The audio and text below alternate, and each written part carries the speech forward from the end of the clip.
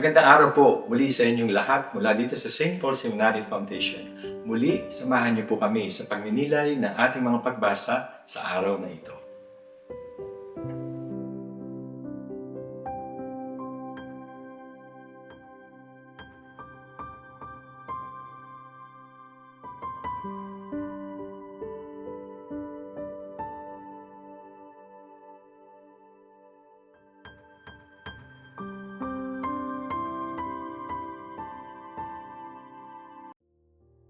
Ang mabuting balita ng Panginoon ayon kay San Mateo. Noong panahong iyon, sinabi ni Jesus sa kanyang mga alagad, "Kung magkasala sa iyo ang kapatid mo, puntahan mo siya at kausapin ng sarilinan. Kapag nakinig siya sa iyo, ang pagsasama ninyong magkapatid ay napapanauli mo sa dati at napapanumbalik mo siya sa Ama. Ngunit kung hindi siya makinig sa iyo, magsama ka pa ng 1 o 2 tao upang ang lahat ng pinag-usapan ninyo ay mapatunayan ng 2 o 3 saksi. Kung hindi siya makinig sa kanila, sabihin mo ito sa pagtitipon ng simbahan. At kung hindi pa siya makinig sa pagtitipong simbahan, ituring mo siyang hentil o isang publikano.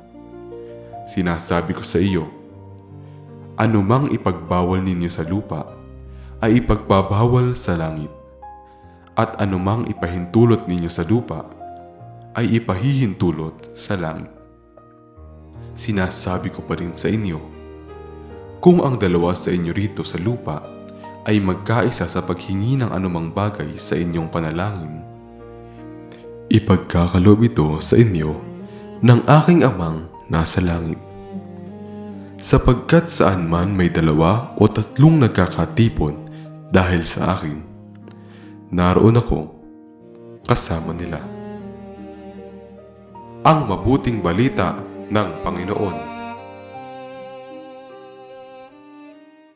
Pagsasadiwa. Sapagkat saan man may 2 o 3 nagkakatipon dahil sa akin, naroon akong kasama nila. Sa Ebanghelyo ngayon, inisaysa ang mga hakbang na dapat sundin kaugnay sa pag-amin at pagpapatawad sa nagawang kasalanan ng mga magkakapatid kay Kristo sa tulong ng Espiritu Santo. Hanggat maaari, sikaping malutas ang sigalot nang walang maraming taong kasangkot. Mahalagang mapairal pa rin ang desisyong pinakamabuti at makatarungan para sa lahat, at sa gayoy alinsunod sa kalooban ng Diyos. Kaya nga binigyan ang mga alagad ng kapangyarihang magpasya kung alin ang mga pagkilos na mapapahintulutan o maitatali sa langit, at pagkilos na hindi tama at hindi dapat talagan din sa langit.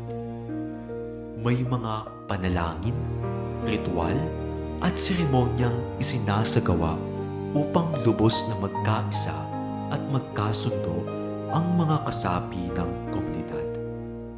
Hangad ng Diyos na maging lubos na maligaya ang kanyang mga anak dito sa lupa, at makakamit ito kung matutuhan nating lubos na magbigayan, magtulungan, at magmahalan.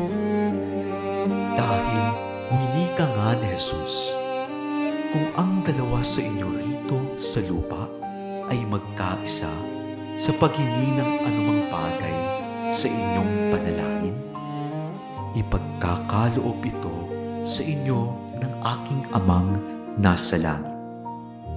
Sapagkat saan man may 2 o 3 nagkakatipon dahil sa akin, naroon akong kasama nila. Pagsasagawa. Paano mo sinisikap na maging kapaki-pakinabang na miyembro ng iyong Kristiyanong komunidad? atin pong napakinggan ng mensahe ng Diyos sa araw na ito mula sa simbahan. Paspasan po sana kayo ng ating Panginoong Diyos sa ngalan ng Ama, ng Anak, at ng Espiritu Santo.